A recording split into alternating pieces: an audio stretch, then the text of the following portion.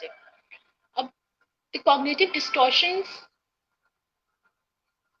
के बारे में जो मैंने आप लोगों से बात की थी लास्ट वीडियो में, आई होप कि उस वीडियो से आप लोगों ने कुछ लर्न किया हो और अप्लाई करने की जो है कोशिश की हो, उन कॉग्निटिव डिस्टॉर्शंस को अपने रिकग्नाइज किया हो और आपने अपने थिंकिंग पैटर्न को एडजस्ट करने की कोशिश की हो।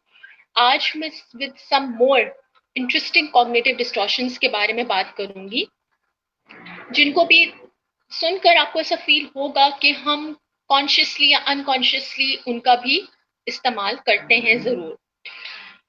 जो मैंने लास्ट टाइम कॉग्निटिव डिस्टॉर्शंस की बात की थी, उससे बहुत डिफरेंट आज मैं कॉग्निटिव डिस्टॉर्शंस डिस्कस करूंगी, लेकिन कहीं ना कहीं उनकी मीनिंग और डेप्थ में अगर हम जाएंगे तो आप लोगों को ऐसा फील होगा कि वो जो कॉग्निटिव डिस्टॉर्शंस हैं वो एक्चुअली हम अनकॉन्शियसली अपने माइंड में करते हैं यूज, और अपनी ही तरफ नहीं दूसरों की तरफ भी हम यूज करते हैं।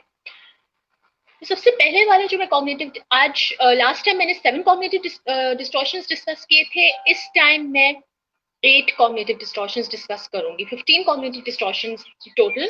So today I'll be discussing the rest 8 of them. Okay. सबसे पहला है फॉल्सी ऑफ फेयरनेस। अब इस पॉलिसी ऑफ फेयरनेस को अगर हम इजी टर्म्स में देखें तो इसका मतलब ये है कि हम हर सिचुएशन को फेयरनेस के तराजू में तोलते हैं कि ये चीज फेयर है, ये सिचुएशन फेयर है या ये अनफेयर है, ये इंसान फेयर है या ये अनफेयर है, ये इंसान ने जो एक्ट किया है ये फेयर है या ये अनफेयर है। इसको हम बेसिकली पॉलिसी ऑफ फेयरनेस का कॉग्निटिव डिस्टॉर्शन कहते हैं। जो लोगों में ये पॉलिसी ऑफ फेयरनेस का कॉग्निटिव डिस्टॉर्शन पाया जाता है, तो इसमें जो है सबसे अहम चीज जो वो देखते हैं कि कोई भी चाहे सिचुएशन हो, कोई भी न्यूट्रल अगर सिचुएशन हो, नेगेटिव तो दूर की बात, इवन अगर न्यूट्रल सिचुएशन भी हो तो वो उसमें भी कहीं ना कहीं ढूंढते हैं कि ये सिचुएशन ये फेयर है कि ये अनफेयर है। मिसाल के तौर पे एक रिलेशनशिप में एक लड़की ने प्रिसीव किया है कि my partner only loves me and my partner would only be fair to me, या this situation this relationship should only be fair to me अगर वो हाउस होल्ड के सारे काम करे, मतलब अगर वो घर के सारे काम करे तभी ये रिलेशनशिप फेयर है, तभी वो मुझसे प्यार करता है, तभी हमारा जो रिश्ता है वो एक फेयर है, अदरवाइज इट्स अनफेयर। मतलब छोटी छोटी बातों पे जब आप हर सिचुएशन को एक तरह से फेयर और अनफेयरनेस के तराजू में बैलेंस करना स्टार्ट कर देते हो कि अगर तो ये चीज होगी तो ये फेयर है, अगर ये नहीं होगी तो ये अनफेयर है। एक और मिसाल जैसे ये ले सकते हैं कि अगर कोई किसी की बात नहीं मान रहे, जैसे घर में पेरेंट्स जो हैं वो कई बार अपने बच्चों की बातों को इग्नोर कर देते हैं, नहीं मानते, तो बच्चे यही मतलब जिनके अंदर टीनेजर स्पेशली जो इस कॉग्निटिव डिस्टॉर्शन को बहुत ज्यादा यूज करते हैं, वो ये सोच सकते हैं कि the world is unfair, my parents are unfair to me. They are not actually seeing the optimistic side कि whatever their parents are trying to tell them, it's for their own benefit and for their own betterment. Policy of fairness के बाद one again बहुत common एक आता है distortion, blaming. Blaming होता है जब हम दूसरों के ऊपर फिंगर्स पॉइंट करते हैं, अपने आप के अंदर झांकने की बजाय हम दूसरों पे ब्लेम करते हैं। हम अपनी कोई भी कॉज, कोई भी नेगेटिव इवेंट हुआ है उसको कोई भी अगर रीजन है कि दूसरा है, उसके लिए ब्लेम करने के दूसरा रिस्पॉन्सिबल है इस इवेंट के लिए। तो बेसिकली जो है इसका ये होता है ब्लेमिंग का कि instead of looking at our own faults and our own mistakes, we blame others. बहुत कॉमन डिस्टॉर्शन है डिप्रेसिव पेशेंट्स में और patients with personality disorder, clients जिनको पर्सनालिटी डिसऑर्डर होता है, specially anti social personality disorder, and जिनको स्किज़ोटाइपल personality disorder के अंदर ये काफी कॉमन ट्रेट पाई जाती है, जहां पे ब्लेमिंग बहुत इस्तेमाल होता है। मतलब ब्लेम, आप दूसरों को ब्लेम, आप अपनी फॉल्ट्स और अपनी मिस्टेक्स को रिकॉग्नाइज नहीं करते मगर आप दूसरों को ब्लेम करते हो। इससे एक लास्ट मैंने डिस्कस किया था, ताकि आप लोग कंफ्यूज ना हो, let me explain the difference. मेरी जो लास्ट वीडियो में मैंने आपको पर्सनलाइजेशन का बताया था कि what actually is the difference between personalisation and blaming. अच्छा, पर्सनलाइजेशन में मोस्टली होता है कि हम खुद को ब्लेम कर रहे होते हैं। जिनकी लाइफ में कुछ अगर जा रहा होता है, कोई मिस्टेक्स, कुछ प्रॉब्लम्स कुछ भी हो रही होती है, तो उस वक्त हम खुद को ब्लेम कर रहे होते हैं। मगर इसमें ये जो ब्लेमिंग जो कॉग्निटिव डिस्टॉर्शन है, इसमें बेसिकली दूसरे हमारे पास ज्यादा, हम दूसरों को जिम्मेदार ठहरा रहे हैं, रिस्पॉन्सिबल ठहरा रहे हैं। होंगी हमारी अपनी फॉल्ट्स, अपनी मिस्टेक्स, लेकिन दूसरे रिस्पॉन्सिबल है। फॉर एग्जाम्पल, अगर एक स्टूडेंट है जिसको कॉग्निटिव जो इस कॉग्निटिव डिस्टॉर्शन को यूज कर रहा है, और उस कोई बहुत बुरे ग्रेड्स आए हैं, बहुत बुरे ग्रेड्स आए हैं, तो वो अपनी फैमिली को ब्लेम करेगा कि फैमिली में कहीं ना कहीं, मतलब यहाँ शादियां वगैरह हो रही थी तो मैं पढ़ नहीं सका, दोस्तों ने मुझे पढ़ने नहीं दिया, बार बार मेरे सब प्लान्स बनाते गए दोस्त। इन द सेम वे जो है, अगर हम इस चीज को देखें कि ब्लेमिंग में टीचर को वो ब्लेम करेगा कि टीचर ने अच्छा नहीं मुझे पढ़ाया बिल्कुल भी, तो मेरे मार्क्स अच्छे नहीं आ सके। दूसरों को ब्लेम करें इंस्टेड ऑफ देखने के बजाय कि नहीं, खुद ही मैं नहीं पढ़ा, मैं खुद ही स्टडी की तरफ इंक्लाइन नहीं था, तभी मेरे बुरे ग्रेड्स आए। अक्सर हम अपनी लाइफ में ये शुड्स एंड ऑट, मस्ट, इस तरह की ऑफेंडेबल स्टेटमेंट्स को बहुत इस्तेमाल करते हैं। This is basically my next cognitive distortion which I would be talking about, the should statements. ये भी एक ऐसी स्टेटमेंट्स होती हैं जो हम एट टाइम्स खुद से या दूसरों से एक तरह से रिस्ट्रिक्ट कर देते हैं कि शुड ये होगा तो ही सब सही होगा, वरना कुछ सही नहीं होगा। अगर हम ये जो स्टेटमेंट्स हैं, अगर हम इन स्टेटमेंट्स को खुद से अगर हम लिंक करते हैं, फॉर एग्जाम्पल, तो अगर एक इंसान खुद से इस कॉग्निटिव डिस्टॉर्शन के अंदर मुब्तला है और वो ये यूज कर रहा है, तो I should be perfect, otherwise I am not a good person. I must be perfect, otherwise I am not a good person. I ought to be perfect, otherwise I am not a good person. तो तीनों ये statements अगर हम देख रहे हैं, तीनों statements इतनी ऑफेंडेबल स्टेटमेंट्स हैं, और इस तरह से आपको रिस्ट्रिक्ट करी है कि अगर परफेक्ट हो तो अच्छे इंसान हो, बेशक अगर कुछ भी और अच्छी चीजें कर रहे हो उसके बदौलत आप अच्छे इंसान नहीं हो, लेकिन अगर आपके अंदर परफेक्शनिज्म का ट्रेट है तभी आप अच्छे हो, otherwise you are not a good person.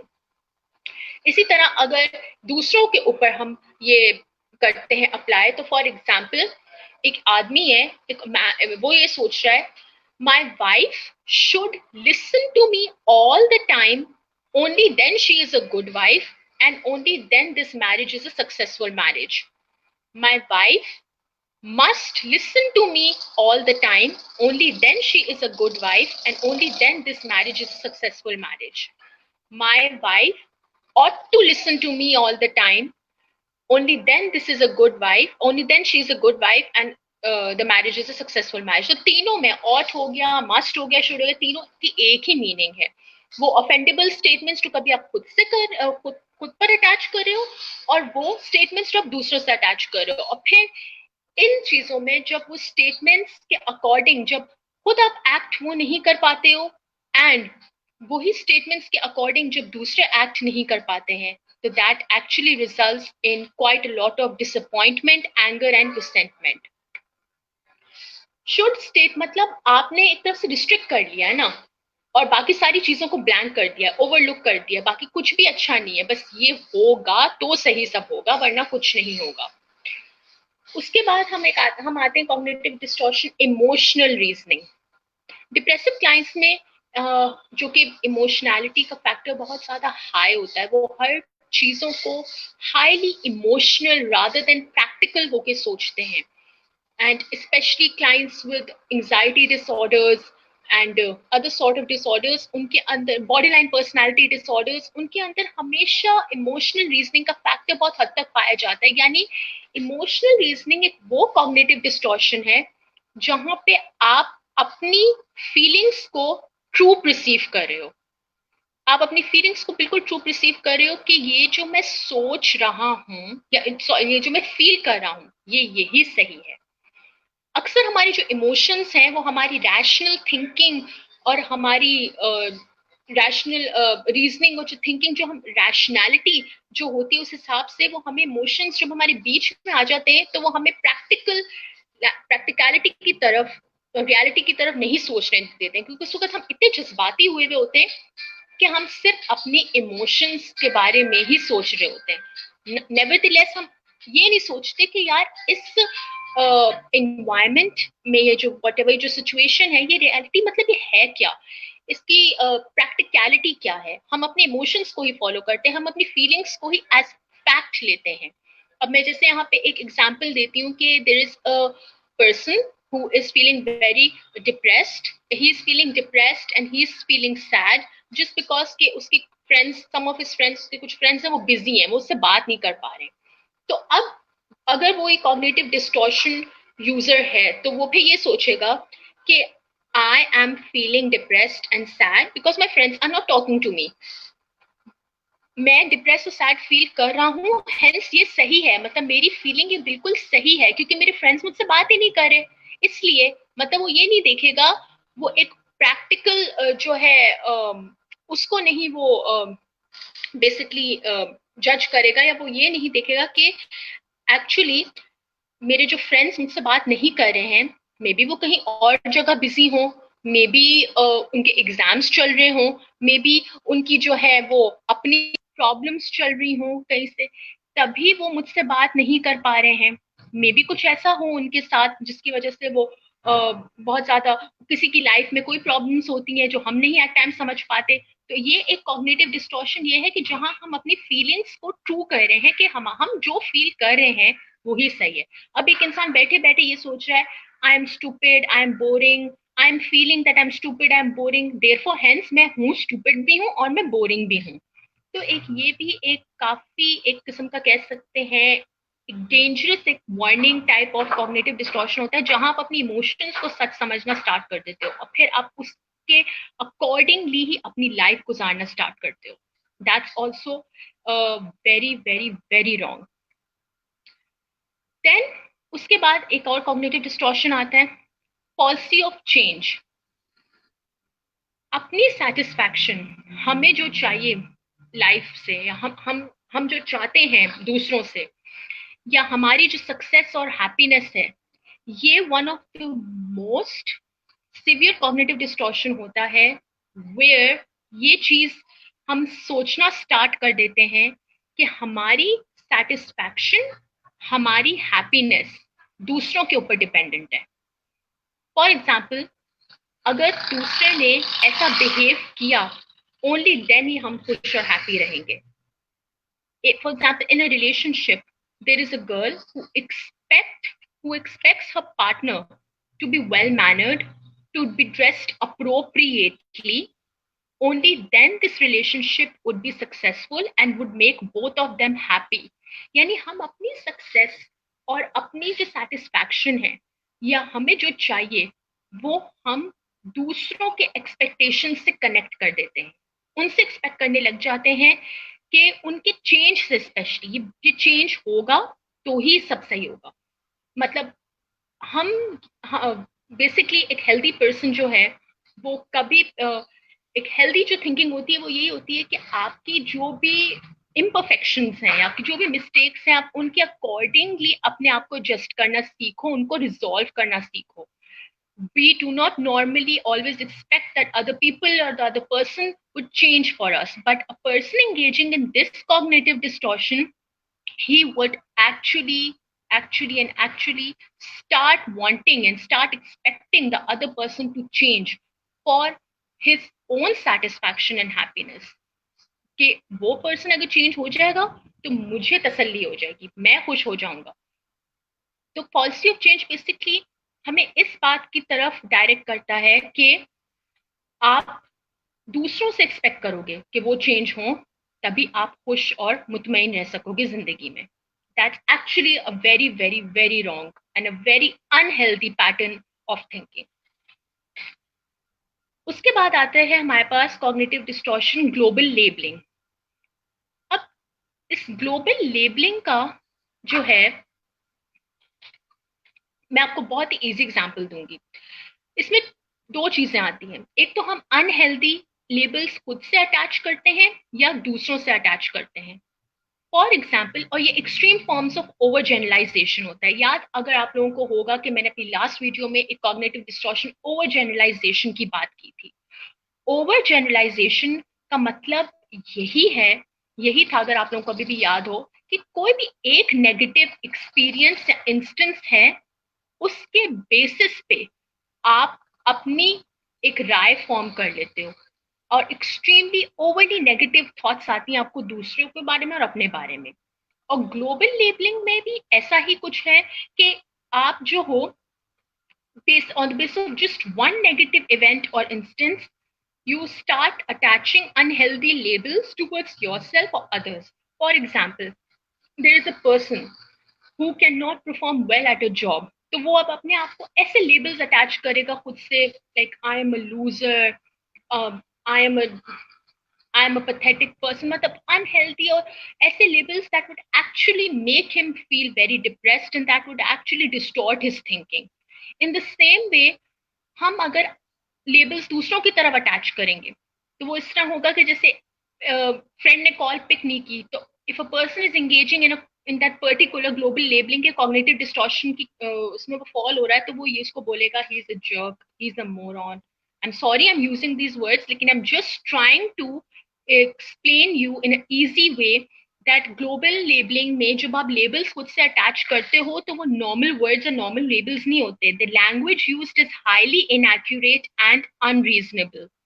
और वो वर्ड्स भी आप खुद से या दूसरों से अटैच करते हो जो normal day to day life में कभी यूज भी नहीं होते हैं.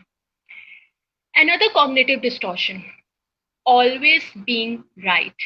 Perfectionists जो होते हैं, जो कि चाहे अगर गलत भी कर रहे हो, मगर उनका हमेशा यही होता है कि आई एम ऑलवेज राइट. अब ये वाला जो कॉग्निटिव डिस्टॉर्शन होता है, person engaging in this cognitive distortion, he thinks, he or she thinks that nothing is wrong, nothing is wrong. And ये तो गुनाह है सोचना, या इट इज कंप्लीटली अनएक्सेप्टेबल कि मैं ये सोचूं कि कुछ ना कुछ रॉन्ग है. They always go to any extent to demonstrate their rightness. वो किसी भी हद तक चले जाएंगे अपने आप को सही प्रूफ करने के लिए. अगर वो किसी से कोई आर्ग्यूमेंट भी कर रहे होंगे, ड्यूरिंग दैट थिंग ऑल्सो वो दूसरों की फीलिंग्स का केयर नहीं करेंगे, वो दूसरों की फीलिंग्स को इंपॉर्टेंस नहीं देंगे. बस उनका मकसद होगा कि उन्होंने ये आर्ग्यूमेंट विन करनी ही करनी है. अब मोस्टली ये जो जिन जिन पेशेंट्स के अंदर एग्रेशन का बहुत ज्यादा इशू होता है, या जो पेशेंट्स अगर हम उनको मल्टीपल पर्सनालिटी डिसऑर्डर्स के जो पेशेंट्स होते हैं, और split personality disorders and other extreme forms of disorders, उनके अंदर मोस्टली ये चीज होती है, they don't really care about the feelings of others. Anti social personality disorder, they don't, they just want to prove that they are right at any cost, at all conditions. They are not wrong at all. It is unacceptable for them to be wrong. They cannot even think, it's unthinkable for them that they are wrong. उनको हमेशा वो अपने आप को हर तरीके से इसी तरह प्रूफ करना चाहते हैं कि वो ही सही है और दूसरा जो है बस वो गलत है. पर बेशक दूसरा उस आर्ग्यूमेंट से थक गया हो, रोना स्टार्ट कर दिया हो, उसने वो ये भी नहीं देखते कि अगले के साथ उनका क्या रिलेशन है, क्या वो मदर है, वाइफ है, क्या वो उनकी औलाद है, क्या है, मगर उन्होंने हर हाल में उनका मकसद होता है कि वो ये आर्ग्यूमेंट विन करें.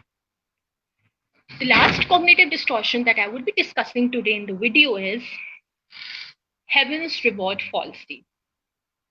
हेवेंस रिवॉर्ड फॉल्सी एक इस तरह का कॉग्निटिव डिस्टॉर्शन है जहां पे एक फॉल्स परसेप्शन एक इंसान को आने लग जाती है कि मैंने जिंदगी भर जो कुर्बानियां दी हैं या मैंने जो गुड एक्ट्स किए हैं, ये मस्ट है कि ये इनको तो रिवॉर्ड होना ही होना चाहिए. They should be rewarded at any cost.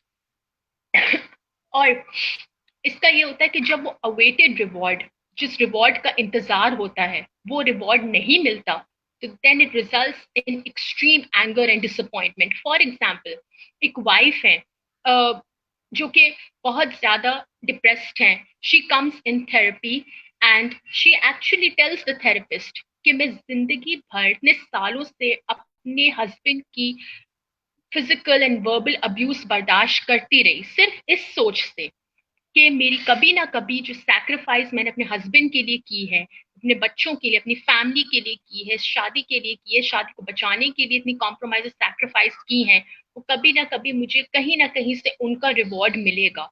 तो a person engaging in the heavens reward falsies distortion, उनके अंदर एक्चुअली ये सोच आनी स्टार्ट हो जाती है कि कहीं ना कहीं कोई थ्रू एनी डिवाइन फोर्स और एनीथिंग उनको इस चीज का एक रिवॉर्ड मिलेगा, उनकी जो ये कुर्बानी है एक तरह से हम कहें वो रंग लाएगी। अब अब मैं आपको इस चीज की एक बात बताऊं कि इट्स गुड कि अगर आप लाइफ में सैक्रिफाइस कर रहे हो, क्योंकि एट टाइम्स लाइफ में आपको किसी सिचुएशन में सैक्रिफाइस करना होता है, कॉम्प्रोमाइज करना होता है, गुड एक्ट्स परफॉर्म करने होते हैं, मगर अगर आप irrespective of this expectation अगर कर रहे हो, then it means that you are not attaching any sort of expectation to the reward। मगर those people who are actually doing this और वो उस रिवॉर्ड का फिर वेट भी कर रहे हैं, और वो फिर उस प्रोसेस में इतने ज्यादा डिसअपॉइंटेड, मायूस और गुस्से में आ जाते हैं कि किया तो मुझे क्यों नहीं मिल रहा reward. It is not necessary कि लाइफ में आपको आपकी हर गुड एक्ट, आपकी सैक्रिफाइस का आपको रिवॉर्ड मिले, या हर चीज का आपको जो है एक तरह से आपने जो गुड एक्ट कोई भी परफॉर्म किया, किसी के लिए आपने अच्छा किया है, किसी के लिए आपने किसी भी मोड पे सैक्रिफाइस किया है, तो वो रिवॉर्ड आपको मिले, हमेशा ये नेसेसरी नहीं होता। But a person engaging in this cognitive distortion, उसके माइंड में हमेशा वो चीज होती है, चाहे सालों भी गुजर जाते हैं, वो उसी रिवॉर्ड का अवॉइड का वेट कर रहा होता है। That is actually very wrong. So these were the total rest of the eight cognitive distortions that I talked in my video for today. And I really hope कि आप लोगों को ये आज के cognitive distortions जो हैं वो बहुत अच्छे तरीके से समझ में आए हों। आपके अगर कोई भी क्वेश्चंस हैं वो आप अपने कमेंट बॉक्स के अंदर और मुझे क्वेश्चंस लिख के आप सेंड कर सकते हैं। मैं इंशाल्लाह पूरी कोशिश करूंगी कि मैं टाइम निकाल के उनका जवाब दूं।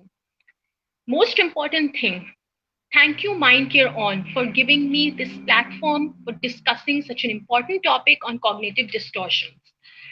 मैं यहाँ पे आप सब ऑडियंस से ये गुजारिश करूंगी, किसी को अगर लगता है कि वो वन या मोर देन वन किसी भी सॉर्ट ऑफ कॉग्निटिव डिस्टॉर्शन के अंदर मुब्तला हैं, और जिसकी वजह से उनकी सोशल, पर्सनल, उनकी अपनी जो है फैमिली लाइफ सब ये डिस्टर्ब हो रही है, please contact us, please please please do contact us.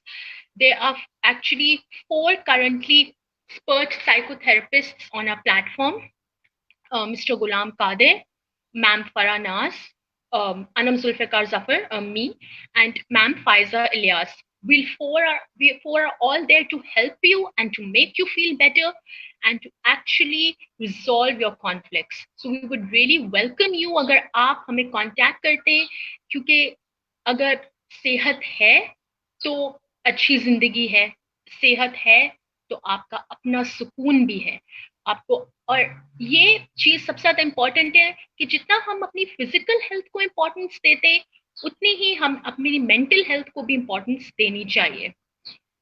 अब जैसे अगर मैं छोटी सी एक मिसाल दूं, back in days that famous Bollywood actor Sushant Singh, he committed suicide due to depression, due to depression. आजकल अगर लोग हमें कहते हैं कि हम डिप्रेस हैं, कुछ हैं, तो कई बार ऐसा होता है कि तुम तो हमेशा ही डिप्रेस रहते हो, what's the new thing, you just cry and all. ऐसा नहीं करना चाहिए। Even if a person says that he is sad, depression is actually more than being sad. You do not actually know कि क्या चल रहा है उसके माइंड में, उसकी जिंदगी में क्या चल रहा है, उसकी सोचें क्या है। आप कभी अपने आप को अगर उसकी जगह रख के देखें तो आप सोच भी नहीं सकेंगे कि वो क्या फील कर रहा है, वो क्या सोच रहा है।